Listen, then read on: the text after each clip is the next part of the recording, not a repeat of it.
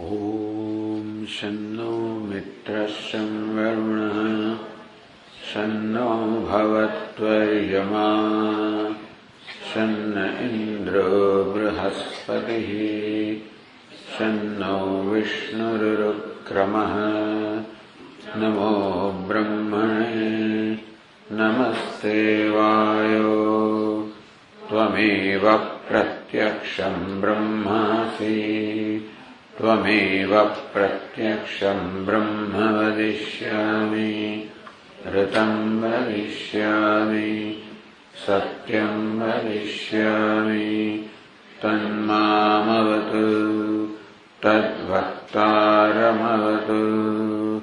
अवतु माम् अवतु वक्तारम्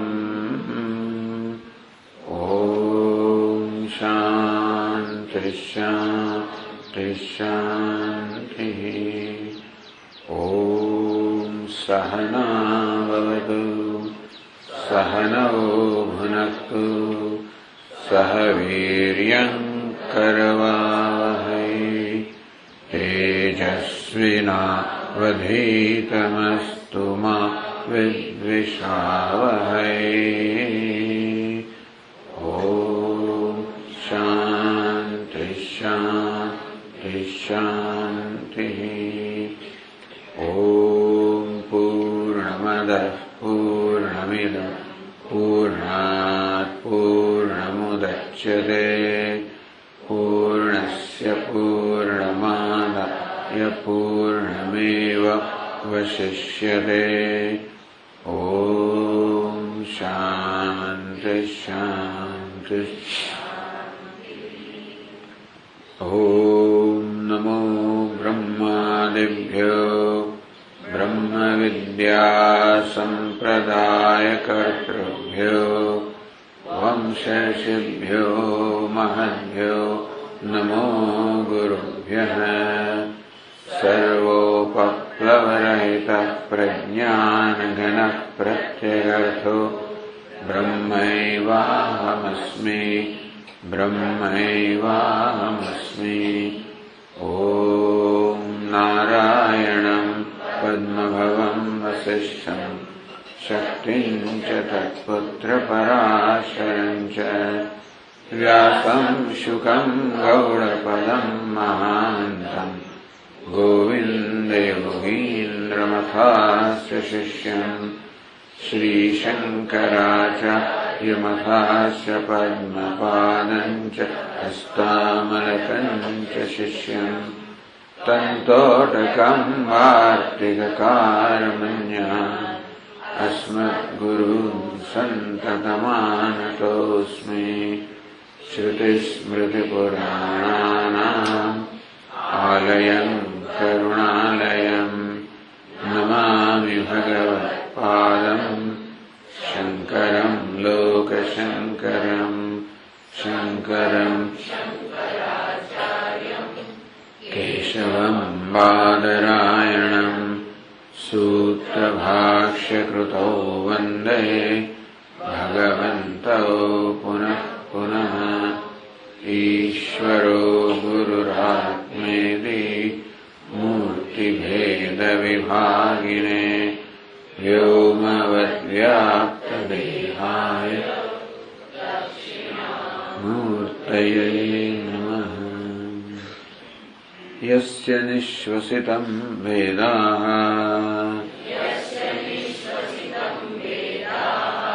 यो वेदेभ्योऽखिलं जगत्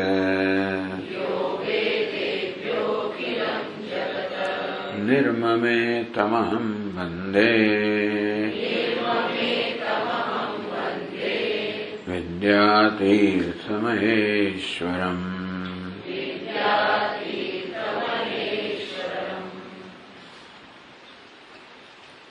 ते एते व्युत्थान संस्काराः निरोध हेतुना योगी प्रयत्नेन प्रतिदिनं प्रतिक्षणं च अभिभूयन्ते। व्युत्थान संस्कार उपाधिमा आत्मबुद्धिना संस्कार नाम रूपात्मक जगत में सत्यता संस्कार વેશને સત્યતા આપવાના સંસ્કાર, અને તેથી વેશમાં રહેલા પરમાત્માની ઉપેક્ષા કરનાર સંસ્કાર, આવા સંસ્કાર બધા વ્યુત્થાન સંસ્કાર. ટૂંકમાં જે આપણને આપણા પોતાના સ્વરૂપથી વંચિત રાખે છે, આપણને જાણે કે આપણાથી જ વિમુખ કરે છે, આવા વિમુખતાના સંસ્કાર. નિરોધ હેતુના આ બધા સંસ્કારો શમી જાય. આપણે એટલું ઈચ્છીએ જ કે બધી વાસનાઓનો ક્ષય ન થાય તો પણ બધી આસુરી વાસનાનો ક્ષય તો થાય જ. અજ્ઞાનમાંથી જન્મેલા ભેદભાવની વાસના, તું જુદો અને હું જુદો, આ ભેદભાવની વાસના. જ્યાં જુદાપણું હોય ત્યાં તુલના હોય, સરખામણી હોય, ત્યાં પછી ક્યાં તો ઈર્ષ્યા હોય, સ્પર્ધા હોય, ત્યાં પછી રાજકારણ હોય, કાવા દાવા હોય, રાગદ્વેષ હોય, વ્યક્તિગત ધ્યેય હોય જે બીજાના ધ્યેયથી જુદું પડતું હોય કે બીજાના ધ્યેયથી વિરુદ્ધનું હોય. મારું એક ધ્યેય હોય જે બીજાના ધ્યેયથી વિરુદ્ધ હોય, એના માટે મારું ધ્યેય સિદ્ધ કરવા માટે બીજાને કંઈક કરવું પડે મારે. આવી બધા સંસ્કારો, આ બધા વ્યુત્થાન, ટૂંકમાં આપણને આપણામાંથી દૂર કરનારા સંસ્કારો. નિરોધનો અર્થ એ છે કે આપણે આપણામાં જ હોઈએ. વ્યુત્થાન એટલે આપણે આપણાથી જ વિમુખ હોઈએ. આપણને આપણાથી, સત્યથી, પરમેશ્વરથી વિમુખ રાખનાર આ સંસ્કારો, એમ કરીને આપણને લાભથી વંચિત રાખનાર સંસ્કારો જે છે એનો લાભ નથી ને. ઘણીવાર મગજમાં એવું કે ભૂસું ભરાઈ ગયું હોય છે કે જે છે એને આપણે માણી શકતા જ નથી. ભગવાને કેટલું આપ્યું છે પણ એ માણી શકતા જ નથી. તેવી રીતે ભગવાને બધું આપેલું, ભગવાન જ આપેલો છે, આપણે માણી શકતા નથી. આપણી જાતને માણી શકતા નથી, જગતને માણી શકતા નથી, જીવનને માણી શકતા નથી. એક જ કારણ, આ બધા વિપરીત સંસ્કારો જે અજ્ઞાનમાંથી જન્મ્યા, એને કારણે વિપરીત ખ્યાલો, વિપરીત અભિપ્રાયો, ભ્રમ, કારણ વિપરીત બધા મૂલ્યો. મૂલ્ય જ વિરુદ્ધ છે બધા. જ્યાં સ્વાર્થ આવ્યો ત્યાં આપોઆપ જ કશાકનો વિરોધ થવાનો, કશાક પ્રત્યે નિષ્ઠુરતા થવાની, કશેક પક્ષપાત થવાનો. આમ અહમની ભાવના, સ્વાર્થની ભાવના, આ બધા વિરુદ્ધ સંસ્કારો છે. પ્રતિદિનમ પ્રતિક્ષણ, આમ તત્વજ્ઞાનનો આશ્રય લઈને દરરોજ ને દરેક ક્ષણે અખિલ બ્રહ્માંડમાં એક તું શ્રીહરિ જુજવે રૂપે અનંત ભાસે. શિવ થકી જીવ થયો એ જ આશય. બસ આ સત્ય છે. સતત એને ખ્યાલમાં રાખવાનો પ્રયત્ન કરવો અને આપણા જીવનનું જે ધ્યેય હોય, આપણા મૂલ્યો હોય, આપણી ભાવનાઓ હોય, એ બધી આના આધારે રચવી. અત્યારે અજ્ઞાનમાંથી જન્મેલો અહમ ભાવ, મમ ભાવ, એનાથી આપણા મૂલ્યો, આપણા ધ્યેયો, આપણી ભાવનાઓ રચાયેલી છે.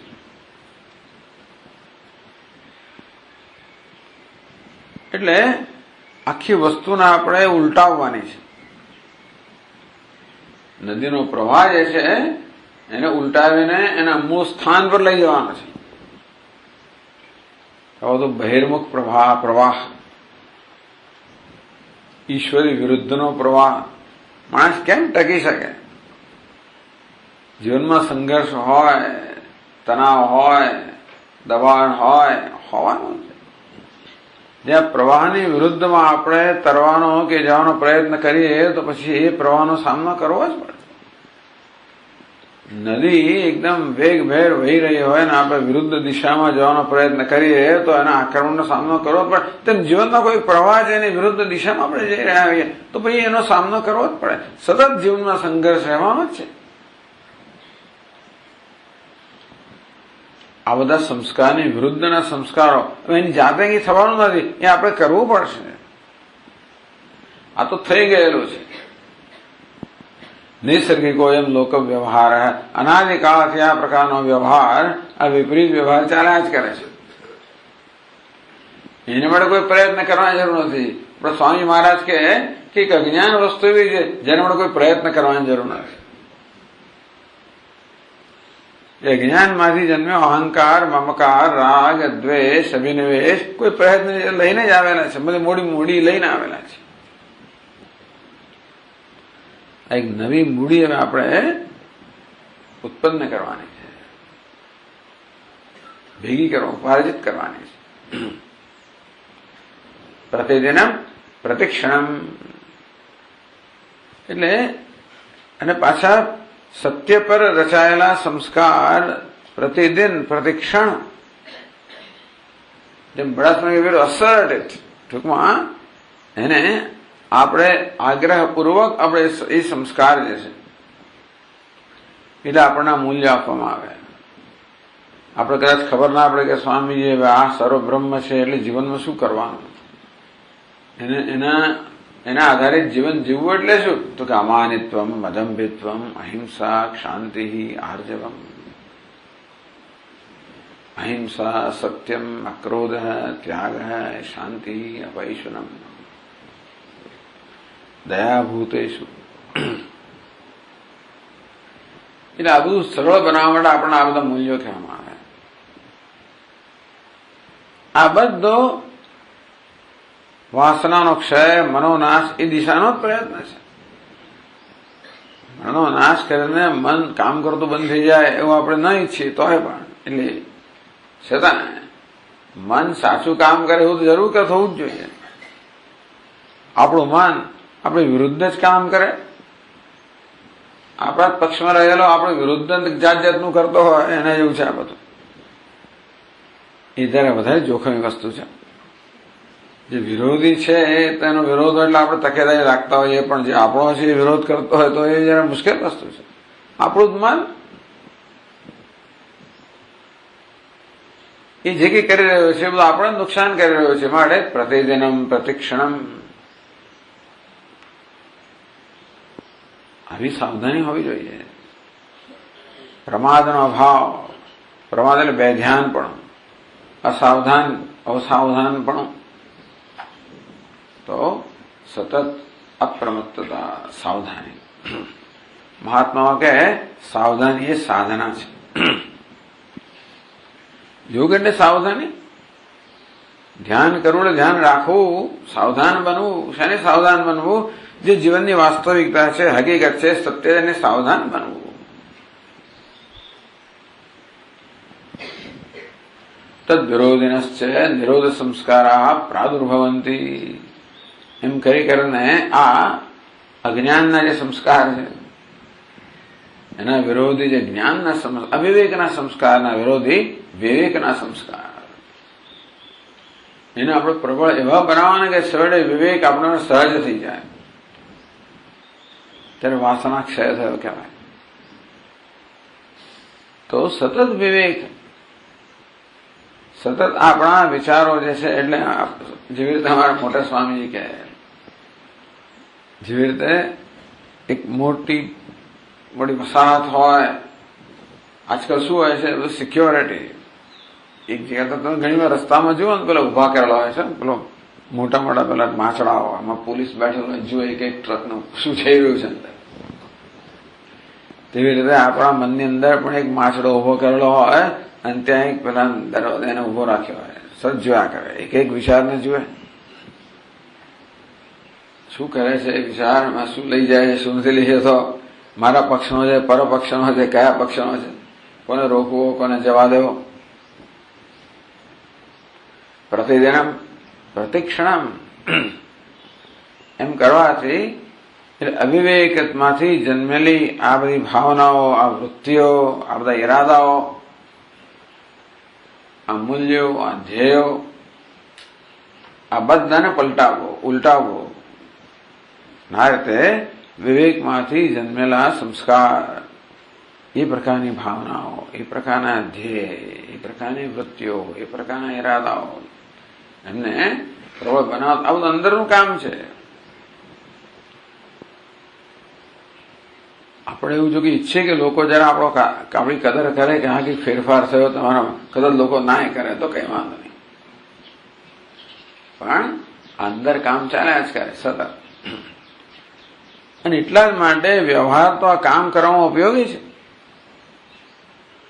એનું નામ જ જીવનની કુશળતા, કે વ્યવહારનો આપણે એવો ઉપયોગ કરીએ કે જેથી આપણે જે સંસ્કારને પ્રબળ બનાવવા છે એ સંસ્કારને પ્રબળ બનાવવા માટે આ વ્યવહાર આપણને મદદરૂપ થાય. તથા સતી નિરોધ એકૈકસ્મિન ક્ષણે ચિત્તમ અનુગચ્છતિ. નિરોધના સંસ્કાર કે ઈશ્વરના સંસ્કાર, વિવેકના સંસ્કાર આમ એટલા પ્રબળ બને કે છેવટે પ્રત્યેક ક્ષણે એ જ આપણું અનુસરણ કરે. પહેલા આપણે એનું અનુસરણ કરીએ, એને પ્રબળ બનાવીએ. એમ કરતા વિવેકના સંસ્કાર જે છે એ ચિત્તનું અનુસરણ કરે. સ્વયં ઈદૃશ ચિત્તસ્ય નિરોધ પરિણામો ભવતી. આ નિરોધનો આકાર છે. વ્યુત્થાનનો આકાર, અવિવેકનો આકાર અને વિવેકનો આકાર. એમ કરતા ચિત્ત વિવેકનો આકાર ધારણ કરે. બસ ત્યારે આપણું કામ થયું. ત્યાં સુધી કામ કરવાનું, હવે સહજ થઈ જાય ત્યાં સુધી. પેલા કોણ હતો રણશેખરી, શું નામ હતું? જયશેખરી. હા, જયશેખરી. એનું ધડ પણ એટલા સંસ્કાર ના હતા કે મસ્તક છેદા કે ધડ લડ્યા કરે. એટલે ટૂંકમાં એ સંસ્કાર અનુસરણ કર્યા જ કરે. આનું નામ સહજ થઈ ગયું એવું છે. એટલે મને કહે છે ને એ ભગવાનની ધારણા તો રહ્યા જ કરે. એવું થાય છે ને, ઓમ નમઃ શિવાયની ધૂન સાથે આપણે પૂરું કર્યું. કઈ ધૂન સાથે આપણે સાંજ પૂરી કરી હોય પછી મનમાં ચાલ્યા કરે, ઉઠીએ ત્યારે ચાલ્યા જ કરતો હોય. એ આપણું અનુસરણ કરે. એવી રીતે આ સંસ્કારો આપણું અનુસરણ કરે. આગળ કહે છે આ નિરોધનો અર્થ એ તો કે રોકાઈ જવું. નિરોધ એટલે ચિત્તવૃત્તિ રોકાઈ ગઈ. એટલે કહે છે નાનો પ્રતિક્ષણ પરિણામિનો હિ ભાવા ઋતે ચિતિશક્તે હેતિ ન્યાય. આ વાક્ય પણ વાચસ્પદ મિશ્રનું જ છે. તો ચિતિશક્તે હે ઋતે, આ ચૈતન્ય છે એ સિવાય બધી જ વસ્તુ પરિવર્તનશીલ છે. પ્રતિક્ષણ પરિણામિનો હિ ભાવા, ટૂંકમાં જે કોઈ પદાર્થો છે, સ્થૂળ હોય સૂક્ષ્મ હોય, એમાં આપણા મનનો ચિત્ત બધાનો સમાવેશ થઈ ગયો. દરેક વસ્તુ જે કંઈ પરમાત્મા સિવાયની જે કંઈ વસ્તુ જડ છે, સર્જાયેલી છે, સ્થૂળ કે સૂક્ષ્મ જે કંઈ હોય એ પ્રતિક્ષણ પરિવર્તન પામી જઈ હોય. કશી વસ્તુમાં ક્યારેય સ્થિરતા હોય જ નહીં. એથી ન્યાય, આ તો નિયમ છે. ન્યાય એટલે નિયમ. ચિત્તસ્ય સર્વદા પરિણામ પ્રવાહો વક્તવ્ય. તો ચિત્ત પણ એક દ્રવ્ય જ છે ને, તો એ પણ સતત પરિણામ પામવું જ જોઈએ, એમાં સતત પરિવર્તન થવું જ જોઈએ. કારણ કે એ ધર્મ જ છે, પ્રકૃતિનો ધર્મ જ છે. એક પુરુષ છે એ પ્રકૃતિ. પુરુષ એટલે ચૈતન્ય જે કૂટસ્થ છે, નિર્વિકાર છે, સદા સમાન છે. અને પ્રકૃતિ કેવી છે? સદા પરિવર્તનશીલ છે. તો પછી એનો તો ચિત્તનો સદા પરિવર્તન થવું જોઈએ, પ્રવાહ વહેવો જોઈએ. અને તમે નિરોધની વાત કરો કે પ્રવાહ જ અટકી જાય છે, આવું કેવું બને?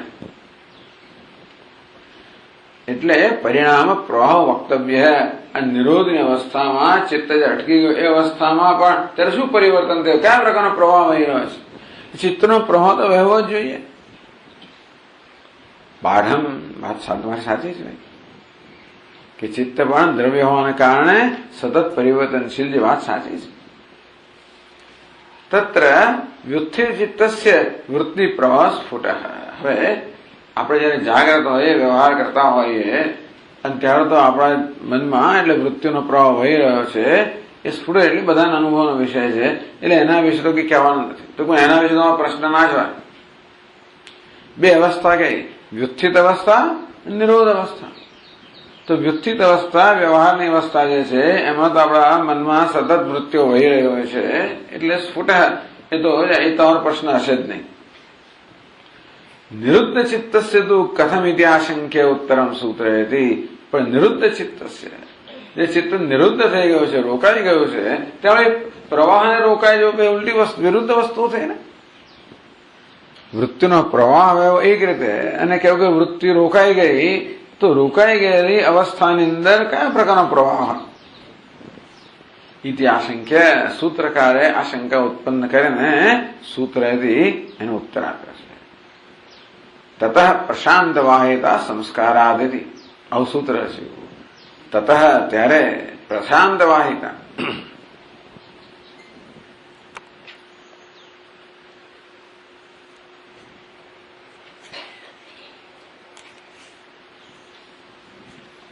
અહીં તસ્ય ત્યાં તતઃ છે, પણ તસ્ય પ્રશાંત વાહિતા સંસ્કારાદ, તસ્ય ચિત્તસ્ય પ્રશાંત વાહિતા સંસ્કારાદ. નિરોધ સંસ્કારને કારણે ત્યાં પણ પ્રવાહ છે ખરો ચિત્તનો. એટલે આપણે માનીએ ચિત્ત તો છે જ દરેક અવસ્થામાં. આ બધી ચિત્તની અવસ્થાઓ છે. નિરોધ અવસ્થા પણ ચિત્તની અવસ્થા છે, વ્યુત્થાન ચિત્તની અવસ્થા, જાગૃત પણ ચિત્તની અવસ્થા, સ્વપ્ન પણ ચિત્તની અવસ્થા, સુષુપ્તિ પણ ચિત્તની અવસ્થા, સમાધિ પણ ચિત્તની અવસ્થા, નિરોધ પણ ચિત્તની જ અવસ્થાઓ છે બધી. આત્માની કોઈ અવસ્થા હોતી નથી. ચૈતન્ય તો કૂટસ્થ છે, નિર્વિકાર છે, એટલે એની કોઈ અવસ્થા ના હોય. ચિત્તની અવસ્થા હોય ને ચિત્તની અવસ્થા એ ચૈતન્ય વડે સદા પ્રકાશિત હોય. તો સંસ્કારાદ, આ નિરોધના સંસ્કારને કારણે નિરોધ સંસ્કારાદ, એટલે સંસ્કાર એટલે શું? નિરોધ સંસ્કારાદ. આ નિરોધના સંસ્કારને કારણે એટલે શું? નિરોધ સંસ્કાર અભ્યાસ પાઠવાદ, પાઠવ અપેક્ષા. આ યોગી સતત આ રીતે પોતાના ચિત્તનો નિરોધ કરવાનો સતત સાધના કરી રહ્યો છે. એટલે જો આ બધા મૂલ્યોનું પાલન એ પણ નિરોધની જ બધી દિશા છે.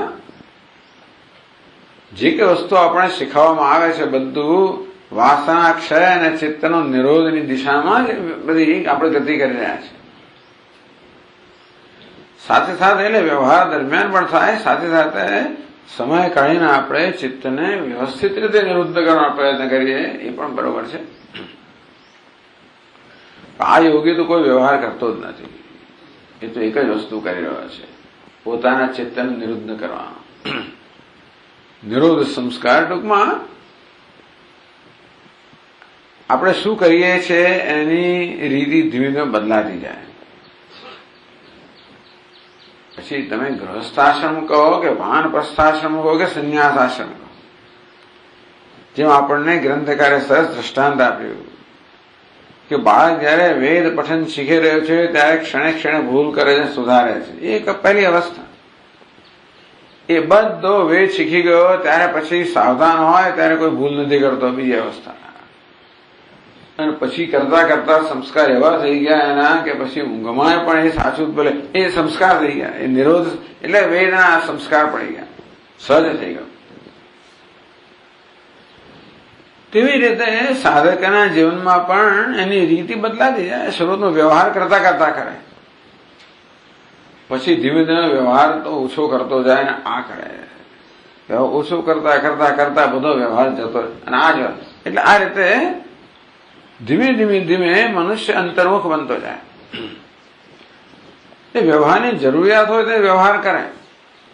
આપણે તો હંમેશા જરૂરિયાત એટલે અંગ્રેજો કે યુટિલિટેરિયન, આપણે તો હંમેશા લાભ થાય એને માટે બધું કરતા હોય. વ્યવહાર શા માટે કરીએ? આ વાસનાક્ષય માટે વ્યવહાર કરીએ. આપણા વ્યવહારનું આનું પ્રયોજન શું? વાસનાક્ષય કે મનોનાશ, એ જ વ્યવહારનું પ્રયોજન. આપણા વ્યવહારનું શું પ્રયોજન? જેથી આપણે અમાયત્વ, અદભ્યત્વ વગેરેના આપણે વ્યવહાર મૂકી શકીએ, એની પ્રેક્ટિસ કરી શકીએ, એનો અભ્યાસ કરી શકીએ. આમ દરેક પરિસ્થિતિ આપણને અમાનિત્વનો અભ્યાસ કરવા માટેની ચેલેન્જ કરતી જ હોય છે. જોઈએ તો ખરા, આમાં તો અમાન કેવી રીતે મને અમાની રહી શકે છે? જો દંભ કર્યા વગર કેવું કરે છે જો તો ખરો. જો આમાં તારી ક્ષમા અને કરુણા કેટલી છે જરા જો. ભગવાને વ્યવસ્થા કરી છે જેનો ઉપયોગ કરીએ. દરેક ક્ષણે આપણને આવી રીતે ચેલેન્જ, પડકાર આપવામાં આવે છે. અને તેથી એ આપણા માટે જરૂરી છે. વ્યવહાર કેમ જરૂરી છે? કારણ કે એવો પડકાર છે તો આપણે કંઈ કરીશું, નહીં તો નહીં કરીએ. એટલા માટે વ્યવહાર જરૂરી છે. પછી ધીમે ધીમે એ ચેલેન્જ વગર કરી શકીએ ત્યારે વ્યવહાર ઓછો કરીએ. આપણે તો યુટિલિટેરિયન વ્યવહાર શેના માટે છે? માત્ર આપણી આધ્યાત્મિક ઉન્નતિ માટે. એ તો સ્વાર્થ ના, એવું નથી. જેમ જેમ હું કંઈક અંદરથી ઉન્નત થવું તેવી રીતે આપોઆપ જ દુનિયાને ઉપયોગી થઈ જ પડવું. એટલે એમાં એવી ચિંતા ના કરશો કે આ સ્વાર્થ વસ્તુ છે. ઉન્નતિ એટલે હું નિસ્વાર્થ બનવું. એટલે નિસ્વાર્થ બનવું એટલે આપોઆપ જ હું કંઈ કરું કે ના કરું તો એ દુનિયાનો ઉપયોગી થવાનો છે. એટલે આ બધા વ્યવહાર એટલે કર્મયોગ, એનો ઉપયોગ શું છે? પૈસા કમાવાનું બધું છે એ જાતે થાય. એ બધી બાય પ્રોડક્ટ છે સાધક માટે. મુખ્ય પ્રયોજન કયું? વાસનાક્ષય, મનોનાશ, અંતર્મુખતા. આત્મામાં ધીમે ધીમે આપણે નિષ્ઠા પ્રાપ્ત કરીએ. આપણામાં રહેલા જે સદગુણો છે એને સતત આપણે બહાર લાવવાનો પ્રયત્ન કરીએ. ધીમે ધીમે સદગુણોમાં પ્રતિષ્ઠિત થઈએ. એ સદગુણો આપણો સ્વભાવ બની જાય. આ બધું વ્યવહારનું પ્રયોજન છે. પછી વ્યવહાર એટલે પછી ગૃહસ્થમાંથી વાનપ્રસ્થા, વ્યવહાર ઘણો ઓછો થઈ ગયો તો જ વ્યવહાર છે ખરો. સંન્યાસ, બધો વ્યવહાર છોડી દીધો. આ પ્રકારે છોડવાનો પ્રશ્ન નથી, કારણ કે હવેની જરૂર નથી. જેમ જરૂર જતી જાય તેમ વસ્તુ છૂટતી જાય. એ સંન્યાસ લેવાના નથી હોતા. એ થતો હોય, લેવાનો જુદી વાત છે. થાય, કારણ કે જરૂરિયાત નથી રહી. જેની જરૂરિયાત નથી વસ્તુ છૂટી જાય. એટલે કે છે સંસ્કાર પાઠવાત, કે નિરોધ સંસ્કાર અભ્યાસ પાઠવ અપેક્ષા ચિત્તસ્ય ભવતી. તો આ પ્રકારે નિરોધના સંસ્કારનો અભ્યાસ કરવાને કારણે ધીમે ધીમે આપણે કુશળતા પ્રાપ્ત કરતા જઈએ. પ્રયત્ન ઓછો થતો જાય. સ્કૂલમાં પેલા બીજ ગણિતના દાખલાઓ ગણતા કેવી કુશળતા પ્રાપ્ત કરતા હતા. જેમ જેમ આપણે દાખલાઓ ગણતા જઈએ તેમને પછી આમ પટપટ એના ઉત્તર આવતા જાય. પછી 600 પગલાની જરૂર ના પડે. પછી ઓછામાં ઓછા પગલા થાય, પછી સીધો જવાબ આવી જાય. એનામ કુશળતા, પાઠવતા. પેલા ઘડિયા ગોખ કરવા પડે. પછી એકદમ પછી પલાખા જરા પૂછે ને ત્યારે ફટફટ જવાબ આપી દે. એનામ પાઠવતા. તેવી રીતે નિરોધ સંસ્કાર અભ્યાસ પાઠવ, આવી કુશળતા પ્રાપ્ત થતી જાય ત્યારે પ્રશાંત વાયતા ચિત્તસ્ય ભવતી. ત્યારે ચિત્તનો પ્રવાહ તો હોય પણ કહે છે પ્રશાંતતાનો પ્રવાહ હોય. એ પણ ચિત્તની અવસ્થા જ છે. આ બધી ચિત્તની અવસ્થા હોય. શાંતિ એ પણ ચિત્તની અવસ્થા છે. પ્રશાંત વાયતા ચિત્તસ્ય ભવતી.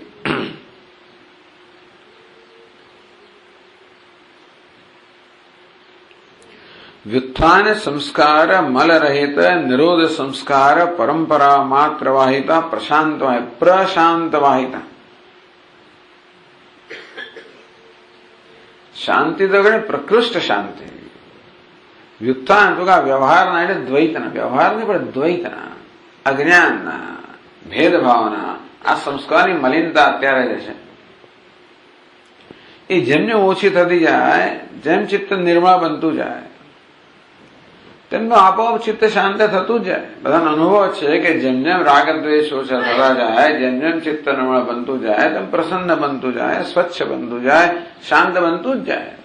વ્યવહારમાં પણ તે રીતે પછી માનસિક રીતે પણ આ પ્રકારનો અભ્યાસ કરવાને કારણે ચિત્ત વધારે શાંત બનતું જાય. એટલે નિરોધ સંસ્કાર પરંપરા માત્ર વાહિતા, માત્ર નિરોધના સંસ્કાર રહેલા હોય, કોઈ પ્રકારના તરંગો હોય એની અંદર, એટલે કોઈ અજંપો નથી.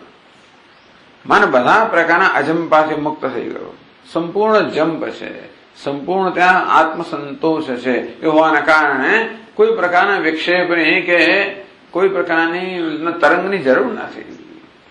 આવા ભવન જયારે બધા પ્રકારના તરંગથી મુક્ત થયો હોય, બસ એવો તરંગ રહિતનો પ્રવાહ હોય એમ કહેવાય. આમ તો પ્રવાહ એટલે તરંગ, પણ આ કેવો છે? તરંગ રહિતનો પ્રવાહ. પ્રવાહ તો ખરો, એક વૃત્તિ પ્રશાંત, બીજી વૃત્તિ પ્રશાંત, ત્રીજી વૃત્તિ પ્રશાંત, આ પ્રશાંત વાહિતા. કસ્માત કોના સંસ્કાર પાઠો અપેક્ષતે, એટલે પ્રશ્ન કરે છે કે આ બધા સંસ્કારને આપણે હવે આખો અભ્યાસ કેમ કરવો પડે? એ સંસ્કાર કેમ પ્રબળ બનાવવા પડે? એમાં કુશળતા શું કામ પ્રાપ્ત કરવી પડે? આવું જરૂર શું છે? સંસ્કાર માત્ર નિરોધનો સંસ્કાર થઈ ગયો એ પૂરતું નથી, એ સંસ્કારને પ્રબળ બનાવવાની જરૂર. એટલે કહે છે તત્સંસ્કાર માન્યે, જો નિરોધના આપણા સારાપણાના સંસ્કાર વ્યવહારની અંદર પણ સદગુણના સંસ્કાર મંદ હોય તો દુર્ગુણના સંસ્કાર તરત આપણો કબજો લઈને અંદર તો રહેલું તો છે ને. એટલે આપણે ગમે તેટલું વ્રત લીધું હોય, ગમે તો નિશ્ચય કર્યો હોય, છતાંય પણ જો સાવધાન ના હોય તો બોલાઈ જ જાય ને, કંઈક થઈ જાય, કંઈક કહેવાય, કશું થઈ જાય. કારણ કે તત્સંસ્કાર માન્ય. એટલા જ માટે આ સંસ્કારો જે ઈચ્છનીય સંસ્કારો છે એને વારંવાર એની પ્રેક્ટિસ કરીને, અભ્યાસ કરીને ઈચ્છનીય સંસ્કારને પ્રબળ બનાવવા. દરેક ક્ષણનો ઉપયોગ ઈચ્છનીય સંસ્કારને જાગૃત કરવાનો અને પ્રબળ કરવા માટે હોવો જોઈએ. એનું નામ યોગી. યોગ કર્મસુ કૌશલમ. આ બધા કર્મમાં કુશળતા એટલે શું? દરેક કર્મનો આપણે આવો ઉપયોગ કરીએ, આપણે ઈચ્છનીય સંસ્કાર છે એને વધુ પ્રબળ બનાવવા માટે. અને તે કારણ કે આ સંસ્કાર મંદ હશે કે નબળા હશે તો પેલા નકારાત્મક સંસ્કારો એ વળી પાછા કબજો લઈ લે છે. તત્સંસ્કાર માન્ય વ્યુત્થાન ધર્મના સંસ્કારને નિરોધર્મમાં વિભૂયતે. એટલા માટે આ પાઠ ટૂંકમાં અભ્યાસની જરૂર છે. એટલે કહ્યું કે ત્યારે પણ તતઃ પ્રશાંત વાહિતા સંસ્કારા, નિરોધના સંસ્કારના અભ્યાસની કુશળતાને અભ્યાસની જન્મેલી કુશળતાને કારણે ચિત્ત પ્રશાંત બને. પ્રશાંત વૃત્તિ એ પ્રશાંત ચિત્તની અવસ્થા રહેવાના કારણે એ પ્રશાંતતાનો પ્રવાહ કહી શકાય. અહીં સમજાવે છે ગ્રંથકાર, યથા સમિદાજ્યાહુતિ પ્રક્ષેપે વન્નિ ઉત્તરોત્તર વૃદ્ધ્યા પ્રજ્વલતી. અગ્નિમાં આપણે જેવી રીતે બળતણ હોમીએ, ઘી હોમીએ, સમિદ એટલે બળતણ, આજ એટલે ઘી. એ ઘણી વાર આપણે પેલું કાષ્ઠ આવે ને, સૂકું અમુક પ્રકારના અમુક વૃક્ષના સૂકી ડાળીઓ હોય ને, ડાળખા, એ જ ત્યાં હોમવાના હોય, અને એને સમિદ કહેવાય. આજ્ય એને ઘીમાં બોળવાનું અને પછી એની આહુતિ આપવાની. સમિદાજ્યાહુતિ પ્રક્ષેપે બંને ઉત્તરોત્તર વૃદ્ધ્યા, એટલે અગ્નિને બંને વસ્તુ મળી ગઈ એના કામની. બળતણ મળ્યું અને ઘી પણ મળ્યું. જેમ જેમ આપણે આહુતિ આપીએ તેમ અગ્નિ વધુ પ્રજ્વલિત થાય. તેવી રીતે આપણા વ્યવહારની અંદર, જીવનની અંદર પણ જેમ જેમ આ કામ, ક્રોધ વગેરેની આહુતિ આપતા જઈએ તેમ તેમ અગ્નિ જે છે એ વધુ સંસ્કાર, વાસનો અગ્નિ વધુ પ્રજ્વલિત થયા જ કરે. હવે ખબર પડી કે આ તો આપણે જ અગ્નિને પ્રજ્વલિત કરી રહ્યા છે, એટલે હવે ધીમે ધીમે આહુતિ આપતી ઓછા થઈ જાય. કામ, ક્રોધ, માનિત્વ, દંભિત્વની આહુતિ આપતો ઓછા થઈ જાય તો શું થાય? સમિદાદિક્ષય પ્રથમ ક્ષણે કિંચિત શામ્યતી. જેમ બળતણ ઘી ઓછું કરતા જઈએ તેમ તેમ અગ્નિ ધીમે ધીમે શમતો જાય. તેવી રીતે આપણું બળતણ કયું છે? આ કામ, ક્રોધનું બળતણ, રાગદ્વેષનું બળતણ. એ જેમને ઓછું કરતા છે તેમ તેમ આપણા મનની વૃત્તિઓનો જે પ્રવાહ જે છે, એટલે કે અજંપો છે, અચંપારૂપી અગ્નિ કા હોય ધીમે ધીમે શમતો જાય. ઉત્તરોત્તર ક્ષણે શાંતિ વર્ધતે. અને પછી એમાં એક સમય એવો આવે જ્યારે આગળની એટલે પછી એ જ વસ્તુ ધીમે ધીમે ધીમે મનનો સ્વભાવ થતો જાય. ઉત્તરોત્તર ક્ષણે શાંતિ વર્ધતે. એકવાર આપણે આ બળતા અને ઘી હોમવાનું બંધ કર્યું એટલે અગ્નિને પછી હવે ચલાવનારું કોઈ રહ્યું નહીં, એટલે ધીમે ધીમે ધીમે શાંત થતો જ જાય, શાંત થતો જ જાય. તથા તેવી રીતે નિરુદ્ધ ચિત્તસ્ય ઉત્તરોત્તરાધિક પ્રશમ પ્રવહતી. તે રીતે ચિત્ત નિરુદ્ધ થાય એટલે ઉત્તરોત્તર અધિક શાંતિ મનમાં વધતી જાય, પ્રશાંતનો પ્રવાહ પણ વધતો જાય. એમ કે છેવટે એ પ્રશાંતનો પ્રવાહ તત્ર પૂર્વ પ્રશમજનિત સંસ્કાર એવ ઉત્તરોત્તર પ્રશમસ્ય કારણમ. પછી એ આપણું મન આપણે મદદ કરનારું થાય, એ જ મન આપણે સહકાર આપનારું થાય. કારણ કે એનામાં હવે આ પ્રકાર એને આ ગમવા માંડ્યું છે. મનને એવું છે ને જેવા સુખ મળે વસ્તુ કરે. અત્યારે મન જે કંઈ કરી રહ્યું છે કારણ કે એમાં જેને સુખ મળે જેવું માને છે. પણ જેમને વાનિત્વમાંથી, અદંભિત્વમાંથી, ક્ષમામાંથી, કરુણામાંથી, ભક્તિમાંથી, આ બધામાંથી એને સુખ મળતું છે, તમે એ જ કરવા ઈચ્છે છે. તેથી આ સંસ્કાર જેમ જેમ પ્રબળ બનતા જાય સારાપણાના અત્યંત, એ સંસ્કાર જ નવા સંસ્કારને પ્રોત્સાહિત કર્યા કરે અને આ રીતે એનો પ્રભાવ વધારે પ્રબળ બને. એટલે શાંતિનો પ્રભાવ પ્રબળ બને એવું કહેવાય. તામેતામ પ્રશાંત વાહિતામ ભગવાન સ્પષ્ટમ ઉદાજહાર. આ પ્રશાંત વાહિતને ભગવાને 6ઠ્ઠા અધ્યાયમાં ભગવદ્ ગીતામાં એનું ઉદાહરણ આપ્યું છે, એટલે કે વર્ણન કર્યું. યદા વિનિયતમ ચિત્તમ આત્મનેવ અવતિષ્ઠતે નિસ્પૃહ સર્વકામેભ્ય યુક્ત ઇત્યુચ્યતે. તદા યુક્ત ઇતિ ઉચ્યતે. ત્યારે સાધકને યોગી કહેવામાં આવે છે. યોગ ચિત્તવૃત્તિ નિરોધ. આ વાક્યથી બધા સ્વીકારે છે કે ચિત્તવૃત્તિ એટલે પ્રશાંત થઈ ગઈ છે. નિરોધ કહો કે પ્રશાંત વાહિતા કહો, એક જ વસ્તુ છે. ચિત્તનો નિરોધ કહો કે ચિત્તની પ્રશાંત વાહિતા, એનું ભગવાન આ પ્રકાર વર્ણન કરે છે.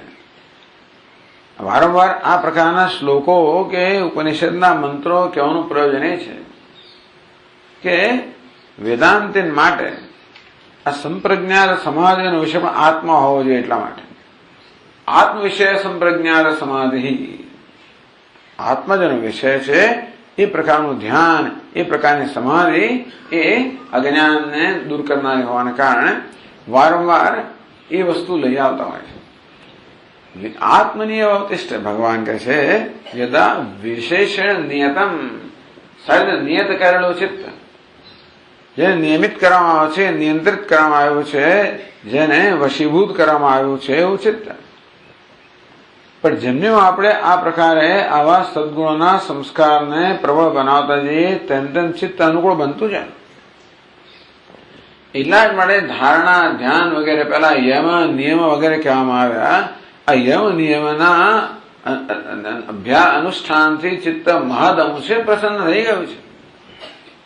ત્યારે પછી આસન વગેરેમાં નહીં, ચિત્તમાં જયારે અજંપો હોય ત્યારે એ આસન વગેરે બરોબર થતું નથી આવતું. એટલે લોકો આમ વધારે વળી ગયા. એટલે બિચારા મોટા ભાગના લોકો તો આ યોગાસન દ્વારા એમને નુકસાન થતું હોય છે ફાયદો થવાના બદલે. એવું કહે છે આખી દુનિયાની મિલિયન્સ ઓફ લાખો લોકો દર વર્ષે આ યોગાસનથી ડેમેજ થાય છે. એ પણ ધ્યાન તમે જાણી લેજો. યોગાસનો કરવાને કારણે કેટલાય લોકો ઈજાગ્રસ્ત બને છે. કારણ કે પછી તમે જયારે તમારા મનમાં શાંતિ ના હોય ત્યારે તમે જરાક વધારે કર્યું, ઓછું કર્યું, અને હંમેશા મન આવું હોય તો શરીર હંમેશા સાથ ના આપે તમને. ડોક્ટરે કઈ સ્વામી દરરોજ તમારી એટલું વળે એવો નિયમ નથી, ના થાય કોઈ દિવસ. તો જાણવાનું કે નથી થતું. રોજ કર્યું એટલે પછી પેલો સ્નાયુ ન થયો પછી ઉભા ના બેસાડીને કહેશો આવું ક્યાં કે આ મન પણ સાથે જોઈએ. આસન પ્રાણાયામ બધાની અંદર મગજની અંદર જાત જાતનો ધાંધલ ચાલતી હોય એ બધી વસ્તુઓ બરાબર થતી નથી. એટલે આ યમ નિયમ દ્વારા આપણા મનને પણ અનુકૂળ બનાવ્યો, કંઈક અંશે શાંત બનાવ્યો, ત્યારે પછી આસન. એટલે પછી ક્યાં છે? અને આસન દ્વારા પણ શરીરને આપણે જરા સ્વસ્થ બનાવ્યું છે, ત્યારે પછી પ્રાણાયામ. શરીર નહીં તો જાત જાતના લોકોને અનુભવ બહુ થતા હોય છે, પણ શરીર તૈયાર જ નથી આવતું. આ કુંડલી જાગ્રત થઈ ગઈ પણ શરીર તૈયાર તો આને મતલબ આમ પેસી જાત જાતની વસ્તુ થતી હોય છે. પ્રાણ પણ અનેક જાત જાતની બધી નાડીઓમાં જતા રહેતા હોય છે.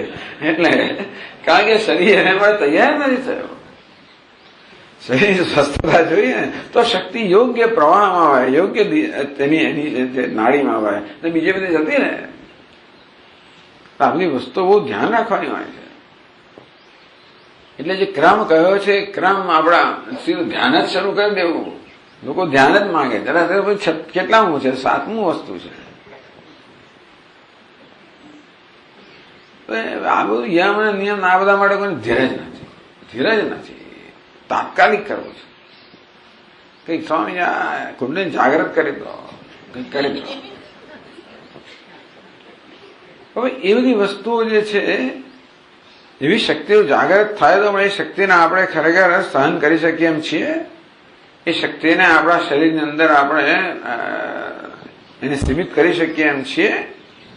શક્તિઓ જાગૃત કરેલી વસ્તુ છે, અને શક્તિનો સદુપયોગ થાય એ બધી એ પણ આવશ્યક છે.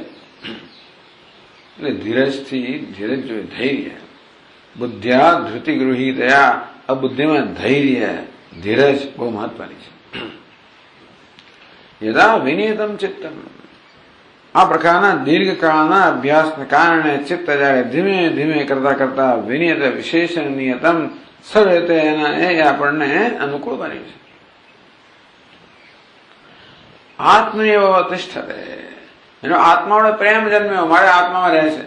ભક્તિભાવ આવી જાય આપોઆપ. પણ યોગ શાસ્ત્રીઓ માને જ છે કે તમે જેવી રીતે જેમ જેમ ચિત્તને અંતર્મુખ બનાવશો તેમ તેમ એને આત્મા વડે પ્રેમ જન્મતો જશે. જે તમારા ધ્યાનનો વિષય છે એનો પ્રેમ જન્મતો જશે. પેલા પ્રેમથી ધ્યાન કરે, ધ્યાનથી પ્રેમ, ટૂંકમાં પણ બધા બધું આવી તો જાય જ. તમે ધ્યાન કરો સતત કશાકનું એટલે આપોઆપ એનો પ્રેમ જન્મે. પેલા પ્રેમથી ધ્યાન કરે, આ ધ્યાન દ્વારા પ્રેમ પ્રાપ્ત કરે, પરંતુ તો જ ત્યાં ચિત્ત ચોંટી જાય, એટલે આત્મને અતિષ્ઠતે, તો ત્યાં આગળ અવસ્થિત રહે. વિનિયતમ ચિત્તમ આત્મનિવ અવતિષ્ઠતે. આ રીતે એટલે માત્ર આપણે ચિત્તને ઉપર બળજબરી કરી જવું નથી. આ ચિત્ત પર બળજબરી કરીને એને નિયંત્રણમાં લાવવાનું વસ્તુ નથી. પણ ધીમે ધીમે ધીમે, કારણ કે ચિત્ત છે ને બહુ નાજુક વસ્તુ છે. બળજબરી કરો તો આમ તૂટી જાય ને વાંકું ચૂકું થઈ જાય ને બધી ઘણી વિકૃતિઓ ઉત્પન્ન થાય. શરીર બધું બહુ નાજુક વસ્તુઓ છે. આપણું શરીર બહુ નાજુક છે, એટલે એને જેમ તેમ મચડો એ ન થાય, ચાલે નહીં. પણ મન પણ તેવી રીતે ધીમે ધીમે મનને કેળવતા કેળવતા, આપણે અનુકૂળ બનાવતા બનાવતા, આંતરિક શાંતિ પ્રસન્નતા પ્રાપ્ત કરતા કરતા અંતર્મુખ બનતા બનતા છેવટે એને પૂર્ણ સ્વયંમાંથી પૂર્ણ સંતોષ પ્રાપ્ત થાય. બાહ્ય સ્પર્શેશુ અસક્ત આત્મા વિંદતી આત્મની યત સુગન, ભગવાન કહે છે નિસ્પૃહ સર્વકામેભ્ય. એટલે પહેલા આપણે આપણા મનને દોષ દર્શન દ્વારા કામનાથી મુક્ત કરવાનો પ્રયત્ન કરતા છે, અભ્યાસ કરતા છે. પણ ધીમે ધીમે મનને જેમ જેમ આંતરિક શાંતિ પ્રાપ્ત થાય તેમ તેમ એની કામનાઓ છૂટતી જવાની છે. નિષ્પૃહ સર્વકામેભ્ય આત્મનેવ આત્મના તુષ્ટ, અને એને પૂર્ણ સંતોષ પોતાને પ્રાપ્ત થયો એટલે આપોઆપ કામનાથી મુક્ત થઈ ગયો. એટલે કામનાથી કામના રાહિત્યની સ્થિતિ કહો કે આત્મા બંને સાથે જ છે. આત્મામાં અવસ્થિતિ કહો, આત્મની અવતિષ્ઠતે, સાથે કામ નિસ્પૃહ સ્પૃહા દૂર થઈ ગઈ છે. અંદર સ્પૃહા હોય તો વળી પાછી આપણને જંપો જન્મ આવે. જ્યાં સુધી કામનાના સંસ્કાર પર રહ્યા હોય, આ સ્પૃહાના સંસ્કાર એટલે સંસ્કાર પણ દૂર કરવાની જરૂર છે. નહીં તો મન ખદબદે. સંસ્કાર પેલા નીચે ગેસ જેવા છે, અંદર તપીનો ખદબદે તે વખતે મનમાં સંસ્કાર હોય તો મન ખદબદે, અને એમ કરીને આપણને વિચલિત કરે. નિસ્પૃહ સર્વ કામેભ્ય, એટલે બધી કામના, એટલે ભગવાન કહે છે પ્રજહાતિ પ્રકર્ષેણ જહાતિ, બધી કામનાઓને સારી રીતે ત્યાગ કરો છો, કામના સંસ્કાર સહિતનો ત્યાગ કરો. તો તો વાસનાઓ જ્યાં રહી ગઈ હોય, સંસ્કાર રહી ગયા હોય, તો કામના હોય ભાઈ જાગૃત થઈને આપણે જગાડવાની છે, એટલે આપણને વિક્ષિપ્ત કરવાની, ખલેલ પહોંચાડવાની છે. આત્મની એવ અવતિષ્ઠતે, માત્ર આત્મામાં જ સ્થિત છે. એવું ક્યારે? જયારે ખલેલ પહોંચાડવાની કોઈ વસ્તુ ન હોય ત્યારે. એટલે કામ, ભગવાન ભગવદ્ ગીતામાં કામ શબ્દનો પ્રયોગ કરે છે. ખલેલ પહોંચાડનારા એક છે કામ. ખરેખર અવિદ્યા છે, અવિવેક વગેરે, અને દેહાત બુદ્ધિ બધું ખરું, પણ એની સ્થૂળ અભિવ્યક્તિ કેવી છે? એ કામના. આપણું અજ્ઞાન છે કે એની ખબર ક્યારે પડે? આપણા કામના જણ સમજવું જ્ઞાન રહેલું છે. અજ્ઞાન કે દેખાય વસ્તુ નથી. એટલે અજ્ઞાનની સૌથી પહેલો દેખી તો એનું ચિહ્ન કયું? તો કામ. એટલે કામની વાત કરે છે. એકલું કામ તો ન જ જાય, કામ અવિવેકમાંથી જન્મે હોય, અજ્ઞાનમાંથી જન્મે, પેલું બધું જાય ત્યારે, પણ છતાં કામનાથી પણ શરૂઆત દોષ દર્શનથી. એટલે બંને બાજુ, એક બાજુ દોષ દર્શનથી આપણે મનને વિષયોના આસક્તિઓને મુક્તનો પ્રયત્ન કરીએ, બીજું વિવેકથી પણ આપણે આ કામનાની જે નિષ્ફળતા છે એ પણ આપણે મનને દેખાડ્યા કરીએ. પણ તોય આ માત્ર આવી એક્સરસાઇઝથી કે મનોયત્નથી કામ નહીં થાય. જ્યાં સુધી મનને આંતરિક સુખ નહીં મળે ત્યાં સુધી ગમે તેટલું સમજાવતો હોય તો ભાગાભાગી કરશે. એકલું દોષ દર્શન પર્યાપ્ત નથી. ભલે એવું કહેતા હોય દૃષ્ટિમાં, એકલા દોષ દર્શન પર્યાપ્ત નથી. મનને જ્યાં સુધી આંતરિક સુખનો અનુભવ ના ત્યાં સુધી અંદર રહેવાનું નથી. એટલે એટલા માટે જીવનું પુણ્યકર્મ હોવું જોઈએ, એટલા માટે આપણા જીવનમાં આવા સત્કર્મ હોવું જોઈએ, આપણે સદભાવનાઓ હોવી જોઈએ, અને એટલે ઈશ્વરનો અનુગ્રહ હોવો જોઈએ. અને તેથી ચિત્ત ધીમે ધીમે સ્વચ્છ બને, પ્રસન્ન બને, અને એ રીતે એ આંતરિક શાંતિ કે પ્રસન્નતાનો જેમ જેમ અનુભવ કરતું જાય તેમ તેમ પછી બહાર એની પરવશતા ઓછી થાય સુખ માટે. નિસ્પૃહ સર્વકામેભ્ય યુક્ત ઇત્યુચ્યતે તદા. આ પ્રકારે ભગવાને આ નિરોધની અવસ્થાનું વર્ણન કર્યું. તદા યુક્ત હેતિ ઉચ્યતે, ત્યારે એને યોગી એમ કહેવાય.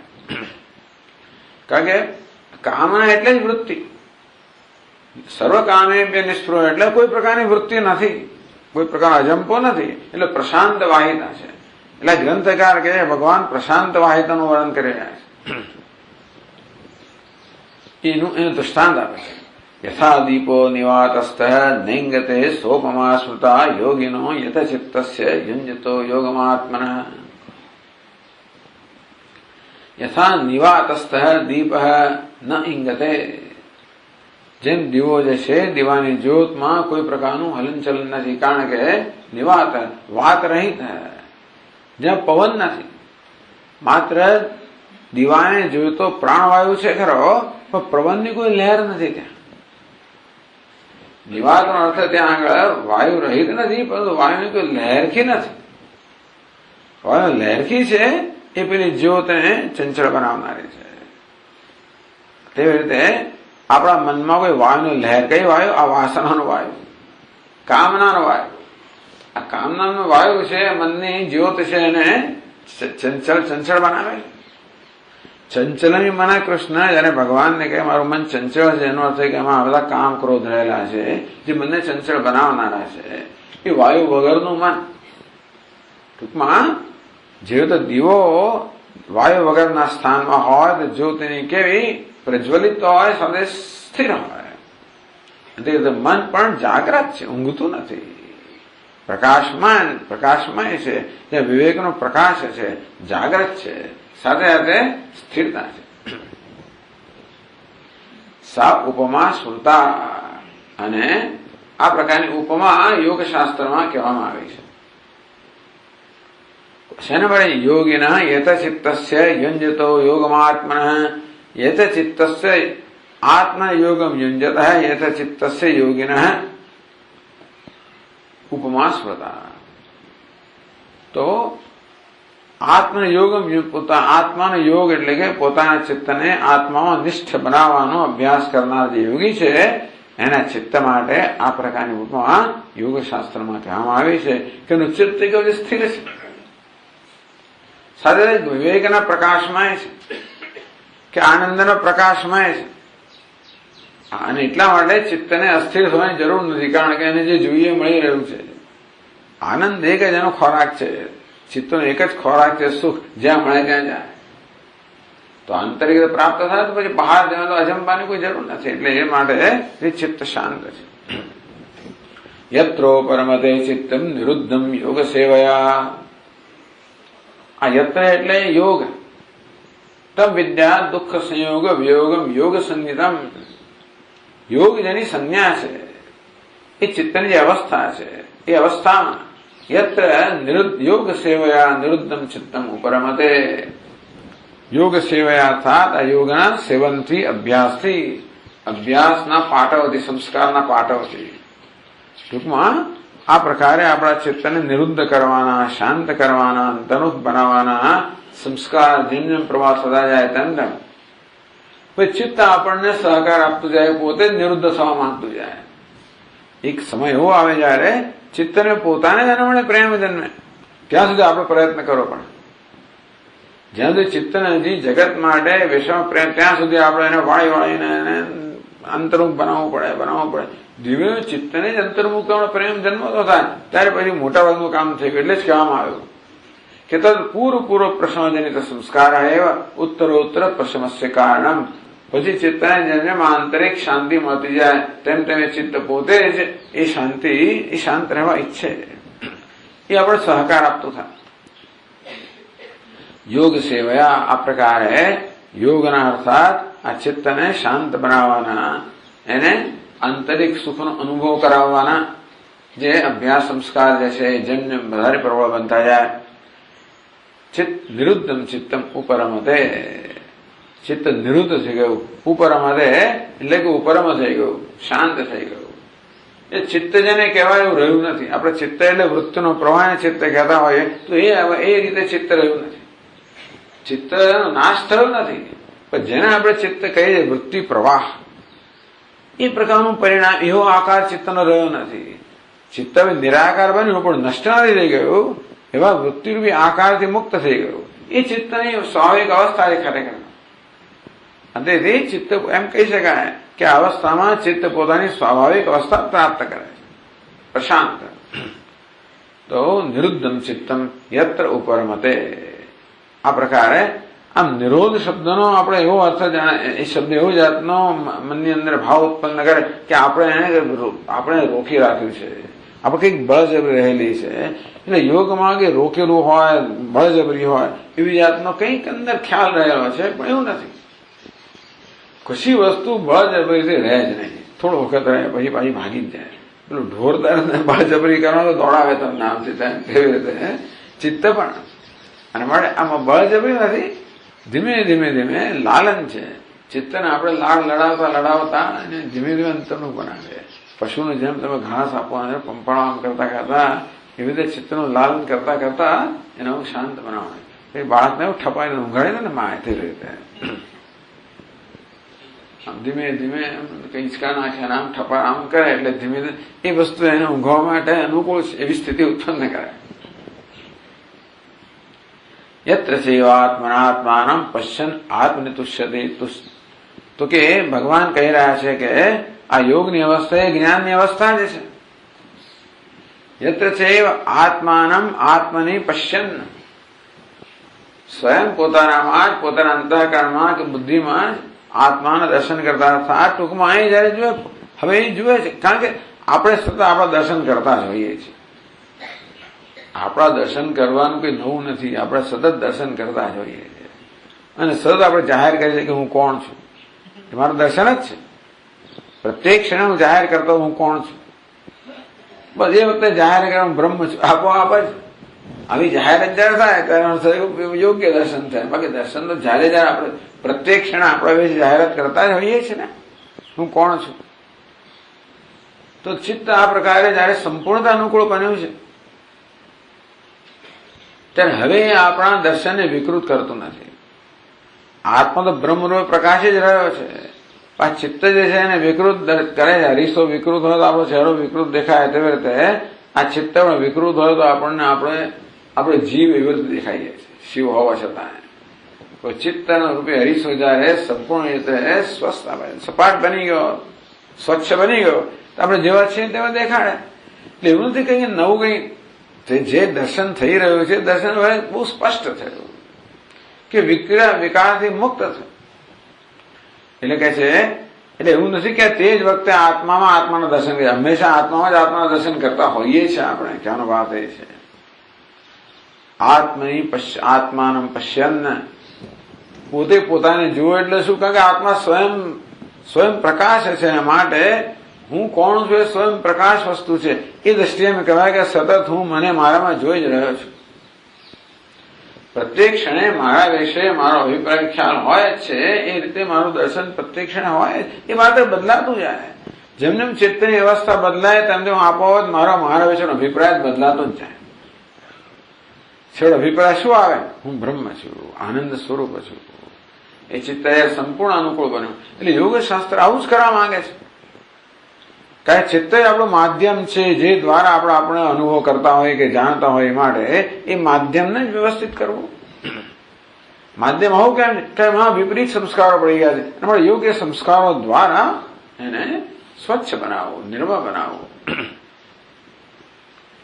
यत्र सेव आत्मना आत्मानं पश्यन् आत्मनि तुष्यते आत्मनेव आत्मना तुष्ट. એટલે જ કહ્યું આ ગ્રંથકારે કે ભાઈ તમે ક્યાં તો એને સ્થિત પ્રજ્ઞ કહો કે ભક્ત કહો, બધું વસ્તુ એક જ છે. કે યોગી કહો, યોગીને આ પણ કહી શકે આ છે. ગુણાતીત કહ્યું પણ યોગીમાં એ જ વર્ણન છે 6ઠ્ઠા અધ્યાયની અંદર. આત્મની આત્માनं પશ્યन् આત્મનિ તુષ્યતે.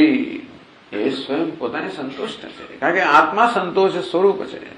એટલે હવે આપણું મન કોઈ રીતે એમાં કોઈ વિખવાદ નથી કરતું, એમાં કોઈ વિકૃતિ ઉત્પન્ન કરતું નથી. અને માટે આ યોગી જે છે એ પોતે જીવો છે તેવા પોતાનો અનુભવ કરે છે, જીવે છે, દર્શન કરે છે. બધું એક જ વસ્તુ છે. સુખમ આત્યંતિકમ યત્તત. એ સુખ કેવું છે? જે સુખ તે આ યોગી કે જ્ઞાની મહાપુરુષ સ્વયં સંતુષ્ટ થાય છે. સુખ કેવું છે? આત્યંતિકમ. એ સુખ ઉત્પન્ન થયેલું નથી. આત્યંતિક અર્થાત જેનો અંત નથી. અંત તે અતીત થઈને રહેલું છે. આત્યંતિક એટલે અંતથી અતીત, એનો અંત નથી. અંત ક્યારે ના હોય? જયારે એનો આદિ ના હોય ત્યારે. જે સુખ જન્મેલું હોય એ સુખનો અંત આવવાનો જ છે. આત્મ સુખ કેવું જન્મ્યું નથી? કારણ કે સહ સ્વાભાવિક છે.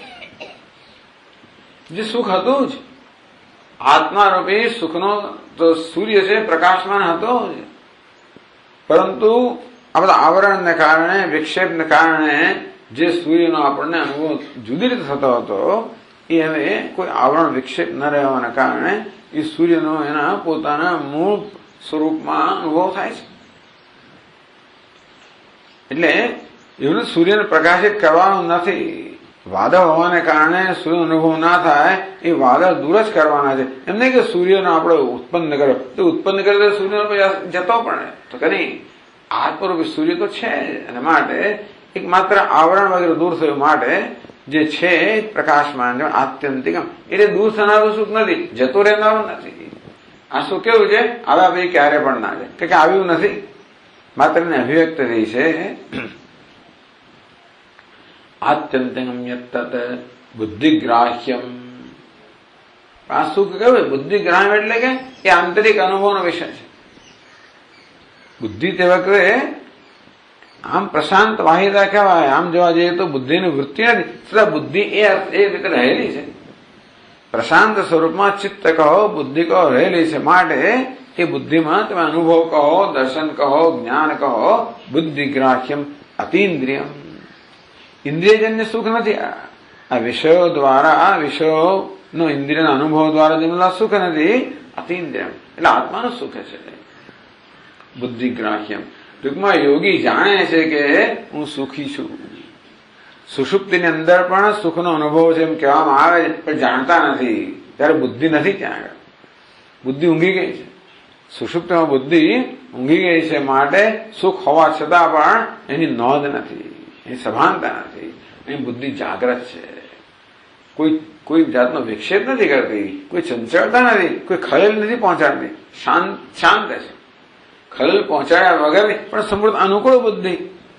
અંતેથી એ જાગ્રત શાંત બુદ્ધિ અત્યારે જુએ છે કે હું જ સુખ સ્વરૂપ છું. બુદ્ધિ સુખનો અનુભવ કરે કે બુદ્ધિ જાહેર કરે હું જ સુખ સ્વરૂપ છું. સુખમાત્યંતિકમ યતત બુદ્ધિગ્રાહ્યમ અતીન્દ્રિયમ વેત્તિ. એટલે આ જાણે છે, જુએ છે, જાણે છે, અનુભવે છે.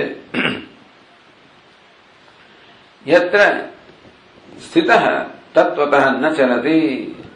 યત્ર સ્થિત એટલે કે અવસ્થા, નિરોધ અવસ્થા કેવી છે જેને કોઈ રીતે વિક્ષિપ્ત કરી શકાય જ નહીં.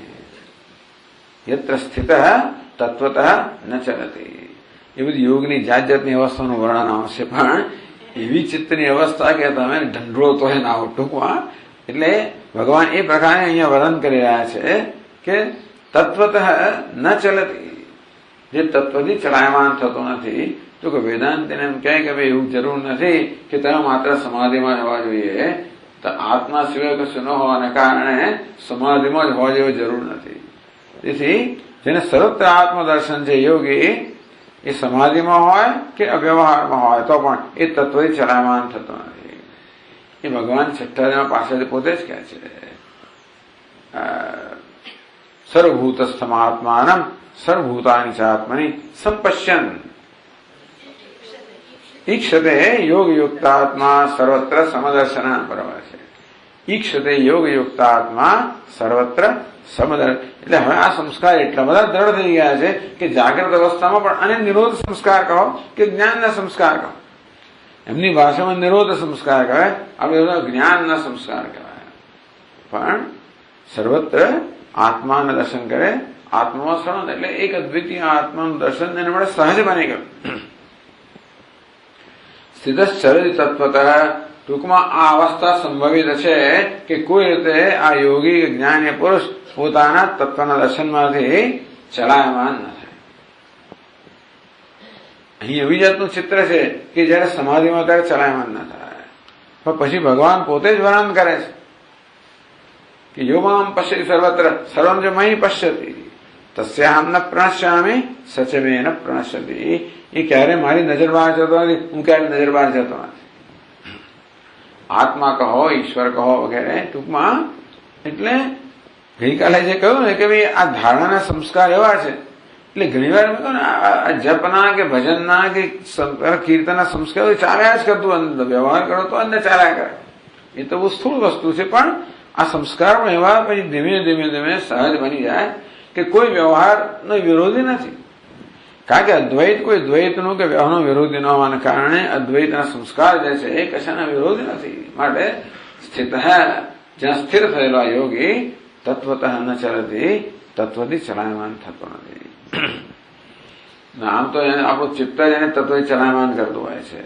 હવે ચિત્ત એને તત્વથી ચલાયમાન કરતું નથી, માટે આ યોગી ચલાયમાન થતો નથી.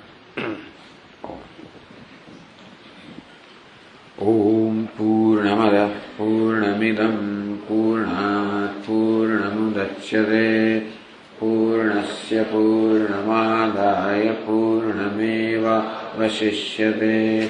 ઓમ શાંતિ શાંતિ શાંતિ. શંકરં શંકરાચાર્યં કેશવં બાદરાયણં सूत्रभाष्यकृतौ वन्दे भगवन्तौ पुनः पुनः. आत्मेति मूर्तिभेदविभागिने व्योमवद्व्याप्तदेहाय दक्षिणामूर्तये नमः. ॐ शान्ति शान्ति शान्ति. हरि ओम. श्री गुरुभ्यो नमः. हरि